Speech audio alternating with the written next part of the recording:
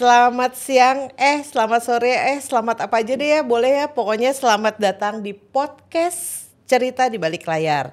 Dan podcast kali ini kita akan membuka tuntas, mengupas tuntas kisah-kisah menarik di balik industri kreatif.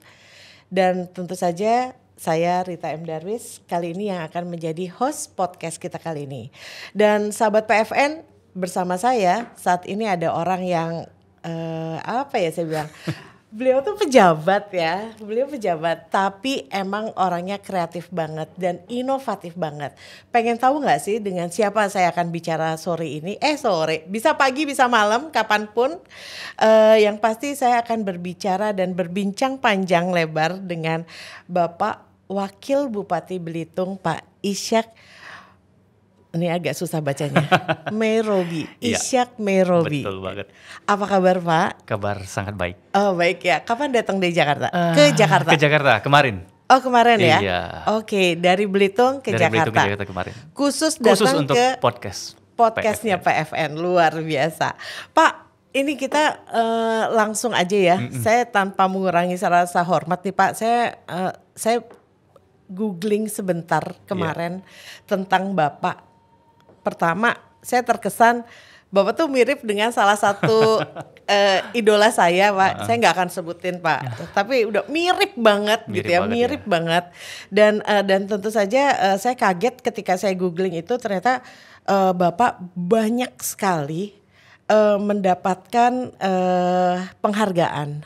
Dan salah satu penghargaan yang saya cukup kagum adalah sebagai Duta Kekayaan Intelektual dari Kantor Wilayah Kementerian Hukum dan HAM Bangka Belitung. Ini apa sih Pak? Maksudnya Pak ini ada Duta Kekayaan Intelektual. Iya, itu bukan penghargaan sih, tapi itu ditugaskan. Ya, jadi ya bentuknya apresiasi dan juga rasa percaya dari Kantor Kemenkumham Wilayah Bangka Belitung. Dan menurut saya itu sebuah tugas yang cukup berat buat saya. Saya harus memprovokasi secara positif seluruh masyarakat di Bangka Belitung untuk menyadari bahwa pentingnya melindungi hak kekayaan intelektual mereka. Jadi banyak sekali kita berkarya, punya gagasan, punya ide maupun mempunyai produksi sesuatu yang berkaitan dengan ekonomi kreatif dan sebagainya, yang kaitannya juga dengan intelektual, tapi nggak pernah dijaga. Jadi ketika kita menyadari itu penting, akhirnya itu sudah menjadi milik orang lain. Dan yang punya ide dan gagasan itu kan mahal banget dan susah. Betul. Kontemplasinya lama, semedinya lama, sehingga bisa menghasilkan sebuah karya, prosesnya panjang, tapi tiba-tiba bisa diklaim menjadi milik orang lain. Karena itulah saya ditugaskan untuk bisa melakukan gerakan secara aktif dan memprovokasi secara positif tadi supaya banyaklah masyarakat kita menjadi lebih sadar, dan saya juga harus mengawal mereka, termasuk dalam pemerintah daerah maupun luar, untuk bisa segera melakukan registrasi itu, sehingga memastikan bahwa kekayaan mereka yang sesungguhnya itu adalah di intelektual mereka, bukan di rupiahnya. Rupiah itu nomor kesekian. Tapi kekayaan intelektual adalah modal besar kita untuk ke depan bisa meraih sesuatu, kesuksesan, dan juga bisa mewariskan sesuatu buat generasi yang akan datang. Jadi legasinya itu tergantung kepada kita pada saat ini, kapan kita mau mulai mendaftarkan kekayaan intelektual tersebut. Wow, boleh kasih contoh nggak Pak kekayaan intelektual yang didaftarkan tuh apa Pak? Banyak satu banget. atau dua? Sebenarnya gini, ada satu program inovatif di Belitung, namanya program Sehati. Sehati itu adalah sistem pelayanan kesehatan yang terintegrasi. Jadi selama ini masyarakat di Bangka Belitung, khususnya di Pulau Belitung tempat saya berkarya, itu banyak orang merasa kalau datang ke rumah sakit itu takut, nggak punya perlindungan sosial. Nah di Belitung kan kita pasti keluarkan program namanya BPJS, kelas PBI, penerima bantuan iuran, kelas 3 yang gratis. Dan tahun ini sudah mencapai 99,91% yang terakomodir itu. Namun itu nggak cukup. Jadi rumah sakit kita yang cukup besar, tapi belum cukup lengkap itu kan dikit-dikit dokter pasti akan bilang, nih dirujuk ke Jakarta. Nah bayangkan pasien dari luar kota, dari pulau, datang ke ibu kota kabupaten, disuruh rujuk ke Jakarta. Jangankan ke Jakarta, naik pesawat mungkin mereka juga takut. Biaya dari mana, siapa yang menjemput, siapa yang mengawal mereka ke rumah sakit, prosesnya seperti apa, takut. Nah akhirnya kita membuat sebuah program inovatif namanya Sehati. Jadi kami siapin satu loket di rumah sakit, semua datang cukup ke satu loket, tidak perlu rekomendasi dari Dinsos, Dinkes, segala macam, cukup di loket itu, dan mereka sudah dapat satu e-voucher. Dalamnya nama pasien, keluarga yang mendampingi, suami atau istri, dan kode booking tiket pesawat di situ. Wow. Pulang pergi itu ditanggung oleh pemerintah daerah. Bahkan mobil yang jemput pun ada nomor platnya, baik ambulan maupun mobil biasa. Kemudian ada mes Pemda di Jakarta ini yang sudah kami renovasi bagus, itu diperuntukkan untuk pasien dan keluarga ketika mereka dirujuk ke Jakarta. Nah, program ini kan harus dicatatkan, harus disimpan menjadi sebuah legacy. Jangan nanti saya udah selesai jabatan, pengganti kami mengganti program ini yang masyarakat sudah merasakan manfaat positifnya. Nah, karena itu saya daftarkanlah. Kebetulan Kadif di Kemenkumham ini dan Pak Kakanwilnya baik banget, ya gerakannya juga responnya cepat. Karena saya terbiasa japri gitu ya, Bu saya ada gagasan ini bisa nggak nih dijaga, dilindungi segera sehingga program ini terdaftar. Dan itu salah satunya. Kemudian banyak sekali kearifan lokal, misalnya kayak makanan yang gangan kepala ikan yang pakai nanas. Udah pernah? Itu setiap orang berwisata ke Belitung tuh makan aja. Tapi orang nggak menyadari bahwa itu juga perlu didaftarkan. Itu bagian dari ekonomi kreatif. Oke, berarti yang didaftarkan itu bukan hanya bentuk bendanya, bukan hanya bentuk seninya, tapi justru layanan untuk masyarakat pun bisa didaftarkan ya Pak? Saya mendapatkan gagasan ini karena saya berpikir, saya mengkhawatirkan ya. Di Indonesia itu setiap kali ganti kepemimpinan, itu langsung ganti program. Walaupun visi misinya mungkin mirip dan sama. Hanya karena alergi dengan pemimpin yang lama langsung yang baru ganti nih. Dibuang aja. Akhirnya Indonesia tuh atau daerah tuh mulai dari nol lagi. Padahal anggaran yang diceburkan untuk sebuah program itu cukup besar. Kan kasihan masyarakatnya. Mereka harus menunggu sekian lama untuk menghidupkan sebuah program inovasi baru lagi. Padahal substansi dan tujuannya sama. Nah, kenapa kita nggak jaga itu dalam sebuah kekayaan intelektual? Sehingga nantinya kita bisa teruskan oleh siapapun dan masyarakat merasa itu juga sudah terjaga dan bisa dipinjamkan juga itu kepada seluruh Indonesia. Kalau katakanlah Presiden Jokowi mengatakan program ini cukup baik nih, kita ambil jadi program nasional dari Belitung, program Sehati, ya silakan aja. Tapi yang jelas bahwa ini legasinya sudah kita siapkan dalam kekayaan intelektual tersebut. Dan saya harapkan ini kepala desa kalau punya program inovatif, ketua RT ya silakan daftarkan juga. Sehingga tercatat bagi anak cucu kita bahwa kita pernah melakukan program itu dan bermanfaat buat orang banyak. Wow, keren banget. Nih buat Pak Ishak, saya pengen kasih tahu bahwa sahabat PFN itu yang mendengarkan podcast tuh teman-teman generasi milenial. Kemudian Gen Z. Nah sekarang saya mau tanya nih sama mereka kenal Belitung nggak sih? Pada kenal Belitung nggak? Yang ditahu tentang Belitung apa? Laskar Pelangi. Yang lain? Laskar Pelangi. Nah. Itu pantai. Nah, ini makanya ini saya sebenarnya yang ingin saya tanyakan tadi Pak, bahwa setelah Bapak mendaftarkan tadi kekayaan intelektual bukan hanya Laskar Pelanginya, bukan hanya tempat wisatanya, sebenarnya ketertarikan atau misi dari pemerintahan daerah di Belitung sendiri apa Pak? Jadi Belitung itu kan sebuah kabupaten. Kalau Belitung itu sebutan pulau. Jadi Belitung Timur dengan Belitung Induk ya. Sebagai kabupaten induk. Jadi kita sebutnya Belitung sebagai kearifan lokal geografisnya. Jadi orang sering salah di situ. Nah, kalau tadi tanya tujuannya apa, kami kepikirannya seperti ini. Jadi kalau masyarakat kita punya kreasi yang banyak, punya inovasi yang banyak, supaya mengikat jadi satu pulau yang sama, satu kearifan lokal yang sama, itu tujuan kita supaya itu tetap bisa diwariskan ya.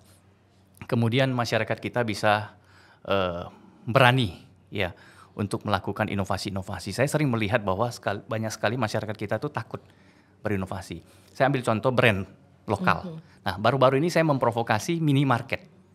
Hadirnya banyak brand-brand lokal nasional, brand nasional dan internasional ke Belitung, itu merupakan ancaman kan buat mereka.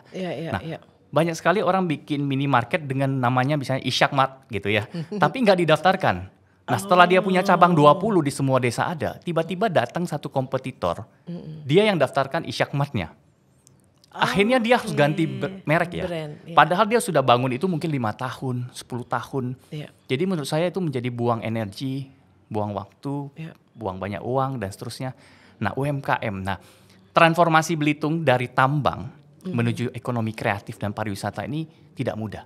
Kita beda dengan Bali dan Labuan Bajo. Mental masyarakatnya itu memang tidak punya opsi ekonomi, Bu. Jadi kalau Belitung itu punya opsi ekonomi. Kalau tidak wisatanya hidup, mereka bisa ke tambang. Karena tambangnya masih aktif. Jadi kalau untuk menarik orang ke pariwisata dan ekonomi kreatif, kita harus merubah mindset dan mental mereka terlebih dahulu. Nah, untuk merubah mindset dan mental mereka itu tidak mudah. betul. Karena uang instan ada di tambang, uang jangka menengah dan panjang ada di pariwisata dan aircraft dan UMKM. Ya. Nah, kita pemerintah harus menjaga kalau mereka sudah mau beralih ke sektor pariwisata, ekonomi kreatif dan UMKM, jangan sampai usaha mereka itu sia-sia karena dicuri kekayaan intelektualnya. Jadi misinya di situ sebenarnya. Ya, yang tadi saya sebutkan, misalnya dia bikin keripik singkong atau keripik sukun, mereknya ABC gitu ya. Tiba-tiba itu sudah terkenal, orang ke Belitung harus belanja keripik ABC. itu. Tapi lupa didaftarkan. Apa yang terjadi? Ya. Wisatawan itu ternyata pengusaha juga. Ya. Dan dia melihat ini kayaknya tren di Belitung nih. Ya udah kita yang daftarin. Begitu cek, nggak ada Belum yang dia daftar. ada yang daftar. Ya udah, dia bayar aja tuh hanya berapa juta rupiah dan beberapa tahun kemudian keluar sertifikasinya. Dia klaim. Akhirnya si pengusaha lokal ini, pelaku UMKM ini harus mundur kan. Ya, betul. Dan tidak adanya garansi atau pemerintah menjaga mereka, itu mengakibatkan UMKM akan rontok. Ya. Nah, karena itulah semangat kami, tujuan kami adalah bagaimana menstimulasi pertumbuhan ekonomi dari akar rumput ini dengan cara menjaga kekayaan intelektual mereka. Jadi itu modal dasar yang orang sering lupa. Orang selalu berpikir modal itu adalah rupiah. Bagaimana membeli tepung terigu, membeli singkongnya supaya bisa menjadi keripik dan bisa dijual, kemasan dan seterusnya. Tapi lupa bahwa modal yang terbesar itu ada di kekayaan intelektual. Wow. Challenge-nya apa Pak? Pasti nggak gampang kan Pak mengedukasi UMKM atau masyarakat tadi supaya masyarakat kami banyak nggak mau Bu. Oh oke. Jadi akhirnya kami bekerja sama dengan Kemenkumham. Jadi kebetulan Kadifnya sangat aktif mendorong kami sehingga kami punya program yang UMKM itu bayarnya hanya Rp500.000 aja untuk brandnya. Jadi kita keluarkan rekomendasi, kita lakukan assessment bahwa produk ini layak didaftarkan. Jadi bayar Rp500.000 dan saya sampaikan kalau UMKM nggak punya Rp500.000, biarkan gaji wakil bupati yang membayarkannya. Gitu. Sehingga tidak ada lagi keraguan. Tapi sayangnya sampai saat ini nggak ada yang pakai gaji saya. Dan mereka dengan sukacita mendaftarkan dengan uang yang mereka miliki dan mereka lebih punya satu kebanggaan. Akhirnya mereka mau ya. Ya. Ini kan cukup menarik ya Pak kalau kita bicara tentang ekonomi kreatif, kemudian kita bicara inovasi. Dan saya juga mendengar Bapak juga passionnya suka dengan seni dan juga dengan dan saya dengar Bapak benar-benar ini ya willing untuk ini gimana anak muda di Belitung bisa hidup dan bisa menjadi sentra aktivitas di satu titik. Nah ini apa yang Bapak lakukan dan kenapa Bapak cukup tertarik untuk mengembangkan seni budaya khususnya di perfilman nih Pak? Yang pertama karena saya anak interior design. Saya sarjana seniman seni. Ya. Jadi terbiasa diasah dengan sesuatu yang menurut saya lebih estetis lah begitu. Ya. Dan ilmu ini kepakai juga ketika saya jadi wakil bupati. Jadi saya lebih bisa mengkritisi sudut-sudut kota, kantor-kantor dan segala macam yang kaitannya dengan interior design. Jadi lebih cerewet lah soal itu. Betul.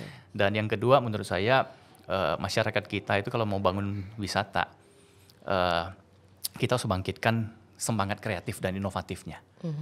Jadi wisata itu bukan hanya jualan alam yang indah, tapi juga ada produk. Saya selalu sampaikan ke masyarakat saya, wisata yang berhasil adalah wisata yang berhasil merampok uang wisatawan sampai ke titik atau ke lembaran terakhir. Shop till drop ya Pak? Kalau perlu dia tuh gesek, dia pakai QR sampai habis tuh duitnya. Jadi kalau kita keluar negeri, kan buktinya kita tukar rupiah ke mata uang mereka sampai kita tukar lagi kan. Betul. Sampai gesek-gesek kartu kredit. Artinya tempat itu berhasil menghipnotis kita dan membuat kita rindu datang lagi. Nah Belitung itu kurang berhasilnya masih di sana. Jadi kita harus lebih banyak menciptakan produk dan jasa yang bisa membuat mereka datang kembali bahkan menghabiskan uangnya berkali-kali. Nah, jadi caranya ya seperti itu tadi yang saya kerjakan. Jadi kenapa saya tertarik ke dunia ekonomi kreatif? Selain karena memang background saya seperti itu, yang kedua menurut saya karena saya di posisi wakil bupati untuk menghidupkan, membangkitkan, menstimulasi pariwisata itu saya sendiri harus aktif. Ya menunjukkan sebuah contoh lah bahwa pariwisata itu hanya bisa berhasil dengan ekonomi kreatif dan UMKM dan lain-lainnya. Nah makanya saya kemarin sempat bikin film, ya memprovokasi. Ya saya punya cita-cita punya film yang mengangkat Belitung setelah Laskar Pelangi. Ya judulnya Pelangi Tanpa Awan. Jadi pelangi itu kan representasi warna-warni suku, agama dan ras. Tapi kalau ada awannya, nggak kelihatan ya Pak? Nggak kelihatan. Jadi suku yang beragam, agama yang banyak dan keberagaman Indonesia itu nggak boleh ditutupi oleh awan diskriminasi. Makanya filmnya judulnya Pelangi Tanpa Awan. Aduh, lebih jernih keren lihatnya. banget, keren. Dan itu bercerita tentang persahabatan dua anak kecil, Tionghoa dan Melayu ya, Belitung, dari kecil yang mengajak ke belajar di KUA, bukan KUA TPA, sorry. Kok kecil-kecil udah kecil-kecil jadi mantan. Kemudian ke kelenteng bersama dan akhirnya mereka bisa bersahabat sampai besar dan berpacaran begitu ya. Wow. Jadi menurut saya kita kasih sebuah contoh bahwa Indonesia itu seperti itu, dan Belitung adalah representasi Indonesia mini. Dan buktinya sampai sekarang banyak orang Melayu yang jago bahasa Hakka, bahasa Ke gitu ya, jangan kaget dia bisa mendengar dengan baik, menerjemahkan dan bisa ngomong itu, dan hidupnya harmonis. Belitung itu hanya ribut pada saat pilkada aja tuh. Gitu ya. Jadi value dari film yang ini luar biasa ya, value dan kearifan budaya lokalnya luar biasa. Betul. Ya. Dari budaya, dari agama semuanya ada ya. Jadi cita-cita untuk bikin bioskop akan cepat terlaksana dong nih Pak. Targetnya di minggu kedua Desember bioskop ini akan di launching. Wow. Karena kakek saya dulu tahun 67 itu punya sebuah bioskop. Ayah saya mengoperasikannya dan saya menemukan dokumennya dalam koper tua ayah saya ketika beliau meninggal. Ada bukti-bukti pembayaran retribusi, pajak-pajak, sewa film dan seterusnya. Ada stempel kunonya yang dari tahun 66 masih saya simpen. Nanti saya akan taruh di etalase di bioskop saya itu. Dan saya menemukan seorang mitra dari Jawa Timur untuk membangun bioskop, mewujudkan harapan orang banyak. Seperti yang saya sampaikan kepada banyak pihak bahwa kalau kita mau mencegah kenakalan remaja, kita harus memberikan aktivitas yang positif untuk mereka sehingga mereka sampai kecapean di aktivitas itu dan melupakan sesuatu yang negatif. Aduh, seru banget sih. Kayaknya emang harus collab sama Pak FN nih. Pak FN kebetulan punya bioskop rakyat nih, ada nih Pimpronya nih ya, bioskop rakyat. Kayaknya kalau misalnya tadi ya kita bicara tentang ekonomi kreatif, di situ perekonomian rodanya berputar dan disitulah magnet yang akan menarik para wisatawan sebagai destinasi. Nah ini kalau menurut Bapak sendiri, harapan Bapak nih perkembangan film Indonesia nih Pak, saya yakin Bapak pasti pengamat film Indonesia nih, harapannya seperti apa nih Pak? Saya berpikir Indonesia punya 500 lebih kabupaten kota. Bayangkan kalau setiap daerah seperti Belitung punya sebuah kekayaan yang bisa digali gitu ya. Dan mulai dari budayanya, mulai dari kearifan lokalnya, mulai dari macam-macam lah. Yeah. Itu kalau kita bisa angkat, bisa jadi puluhan film setiap kabupaten kota. Dikalikan dengan 500 kabupaten kota. Kita punya 5.000 film, dan itu stoknya nggak pernah habis sampai ke generasi alfa. Wow. Dan itu akan terus-menerus bisa diangkat. Nah menurut saya kita harus memprovokasi ya, sekali lagi kawan-kawan DPRD dan juga di eksekutif, harus berpikir melompat lebih jauh keluar dari kotak, bukan melakukan penganggaran sesuatu yang konservatif. Kalau kita mau mengangkat daerah, mungkin bikin program kecil-kecil itu lama. Tapi kita kalau bikin program yang besar, Pak Jokowi sampaikan jangan disebar-sebar anggaran kecil, bikin aja 1-2 program yang besar, tapi nendang gitu, sehingga orang bisa melirik ke daerah ini dan akhirnya hidup daerah itu. Nah ini yang menurut saya harus kita kerjakan bersama-sama dengan kabupaten kota yang lainnya. Dan semua daerah tuh punya kekhasannya. Dan kita akan rindu banget tuh nonton film, menurut saya yang nggak ada habis-habisnya. Apalagi ya minggu depannya, ada 3 lagi yang baru, yuk kita tonton yuk. Dengan background syuting yang menurut saya kekayaan Indonesia dan Nusantara yang luar biasa. Ya kita punya alam yang cakep, punya bahasa daerah yang keren banget, dan wajah-wajah Indonesianya kan beda-beda tuh. Iya, betul. Ya menurut saya cantik, cakepnya juga beda-beda. Betul. Punya kekhasan sendiri. Jadi itulah kekuatan Indonesia dan Nusantara menurut saya. Oke. Spill dong Pak, di Belitung komunitas filmnya kayak gimana Pak? Nah, waktu saya kampanye, saya mau cerita nih. Tahun 2018 saya kampanye itu nggak pakai pilihlah saya yang terbaik, enggak. Saya bikin film. Dan saya tayangkan di sebuah alun-alun kota. Film itu judulnya Raja Berekor. Kayak Sung Gokong, tapi ini versinya Belitung. Jadi dia datang ke Belitung, rajanya punya ekor, dia duduk di kursi, ada dilubangin begitu, kursi tahtanya, supaya ekornya bisa masuk. Dan dia sangat ganas ya, pernah di kerjasama dengan UGM kita waktu itu. Dan kita tampilkan yang nonton ribuan. Jadi kita punya banyak sekali yang lokal produk dong. Lokal produk banget. Anak-anak Belitung yang semuanya bikin. Anak Belitung yang bikin, yang produksi juga mereka. Dan memang karena kita nggak punya fasilitas dan banyak film, saya bikin juga film judulnya Aku Anak Pejabat. Itu film komedi dan saya tayangkan juga dalam kampanye. Jadi ada anak pejabat dia lampu merah, karena dia anak pejabat dia buka kaca dia bilang lampu merah jadi hijau tuh. Saking sewenang-wenangnya kan. Saking anak ajaib ya. Iya, begitu. Okay. Jadi ini untuk menunjukkan bahwa kalau lu jadi pejabat ya jangan semena-mena. Kekuasaanmu ada akhirnya. Di akhir filmnya seperti itu kira-kira. Berarti filmmaker dari Belitung juga cukup progresif ya Pak? Salah satu tujuan saya bikin bioskop adalah supaya nanti film-film lokalnya Belitung itu bisa tayang di bioskop saya. Dan ada harinya, hari filmnya Belitung begitu. Dengan harga masuk yang murah begitu, seperti misi bioskop rakyat tadi. Sehingga mereka yang tadinya tidak punya keberanian untuk memproduksi, katakan menjadi aktor atau aktris menjadi berani. Saya ambil sebuah logika, bagaimana orang yang tadinya punya keinginan menari dengan baik ya, atau dia punya satu passion menjadi penari, tapi kita nggak punya wadah supaya mereka tampil di panggung dan menghasilkan uang. Mereka pasti mundur tuh. Nah bioskop ini fungsinya 3. Satu buat konser musik yang lebih private, yang kedua adalah untuk menampilkan secara teater budaya dan kearifan Belitung. Sehingga wisatawan bisa nonton berbayar di sana dan punya jadwalnya. Sehingga wisata di Belitung itu semakin variatif dan lebih menarik. Jadi length of stay orang ke Belitung menjadi lebih panjang. Bukan lagi 2 malam, tapi 3 atau 4 malam begitu. Karena pilihannya semakin banyak. Seru ya. Saya kalau saya ingat waktu saya ke Belitung berapa tahun yang lalu gitu kan, kayaknya kalau nggak ke batu-batu besar itu kayaknya belum ke Belitung gitu ya. Tapi ternyata di Belitung banyak sekali alternatif wisata yang nggak hanya batu. Kita punya 20 sekian geosite yang terus bertambah tiap tahun, dan kita punya hutan digital pertama di Indonesia, namanya Bukit Peramun. Jadi kalau nanti wisatawan datang, di pohonnya itu ada AI 3 titik. Kita pakai aplikasi, kita scan, nanti pohonnya akan ngomong. Ini pohon apa? Ini nama latinnya apa? Saya itu berusia berapa? Dan nanti ada hologram dinosaurus, kijang, kancil segala macam tanpa menghadirkan kancil yang sesungguhnya. Tapi kita bisa berfoto dengan gerbang-gerbang yang keren. Tapi gerbang itu nggak ada. Hanya ada di aplikasi dan di kamera kita. Jadi kita nggak merusak alamnya. Jadi kita benar-benar datang ke hutan digital, dan kalau malam kita bisa melihat yang namanya Tarsius atau Cephalopacus sebutannya Belitung. Primata yang kecil banget, yang kepalanya bisa muter, dan di Belitung lebih lucu tuh, gendut. Kita makanya punya maskot Selo dan Seli. Kalau kita landing di bandara di acara tertentu, Selo Seli akan sambut kita. Wow. Jadi ini ya, jadi semakin heboh ya. Pasti paket-paket tur ke Belitung semakin bervariatif. Yang datang anak-anak sekolah mungkin dari SMP, SMA dan semuanya pasti cukup tertarik untuk datang ke Belitung.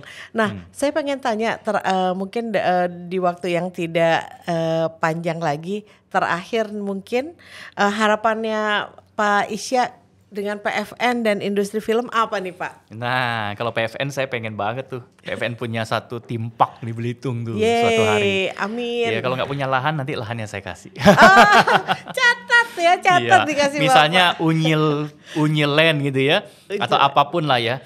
Yang bisa mengedukasi masyarakat Indonesia. Bukan hanya datang ke tempat lain, lihat land-landnya negara lain yang mengambil uang kita begitu banyak begitu ya, kita sumbang. Tapi datang ke Unyil Land yang ada di Belitung. Sehingga anak-anak bisa mengajak mamanya yuk berwisata lagi ke Belitung atau ke tempat lain begitu ya. Kita bisa hadirkan banyak sekali film-film lokal yang kita hadirkan di timpak-timpak di Indonesia. Kemudian kedua, produksinya film semakin banyak. Ya. Pak. Sehingga membuat masyarakat kita semakin cinta dengan film-film Indonesia. Saya salah satu orang yang selalu mengajak saya baru nonton tuh film Petualangan Sherina 2. Saya ngajak anak saya nonton supaya saya juga bisa bercerita memori masa lalu, sehingga anak saya bisa meletakkan handphonenya selama beberapa jam. Itu sebuah keuntungan buat orang tua. Bisa. Nah kalau PFN menurut saya kalau hadir dengan lebih banyak lagi karya-karya yang dari dulu saya kenal ya. Kalau saya nonton Unyil itu adalah teman saya minum susu. Ya, jadi botol susu saya akan masuk ke mulut saya kalau film Unyil dimulai. Ya, kalau nggak mulai saya nggak minum susu tuh. Ya, jadi di pikiran saya seperti itu ingatan saya. Jadi kalau PFM bisa menghasilkan lebih banyak karya yang seperti itu lagi, anak-anak sekarang walaupun zamannya berubah ke zaman digital, tapi kan kita bisa juga melakukan penampilan yang lebih sesuai dengan kebutuhan Gen Z maupun Alpha nantinya. Saya yakin PFN akan sukses sih. Amin. Aduh, ngobrol sama Pak Ishak tuh kayaknya nggak cukup ya 25 menit. Sudah 2 jam ya nih? Oh, belum ya? Udah nggak cukup, kayak harus bersambung. Dan nanti cerita ini sahabat PFN jangan putus nonton, jangan putus nonton acara cerita di balik layar, karena yang pasti kita punya cerita-cerita dan tokoh-tokoh yang lebih menarik lagi. Dan Pak, kalau boleh saya ajak teman sahabat-sahabat PFN ke Belitung, boleh ya Pak? Saya jadi tour guide. Bapak jadi tour guide Iya, Pak ya. karena sebuah wisata akan berhasil kalau tour guide-nya benar. Asik, Iya. betul. Jadi sahabat PFN, waktu juga yang memisahkan kita. Thank you banget untuk atensinya di percakapan kita. Dan Pak Ishak, Merobi, terima kasih waktunya. Terima kasih. Sampai ketemu lagi, dan jangan bosan ya Pak kalau kita tanya-tanya. Saya datang terus nanti. Kita yang datang ke sana juga boleh. Sampai jumpa.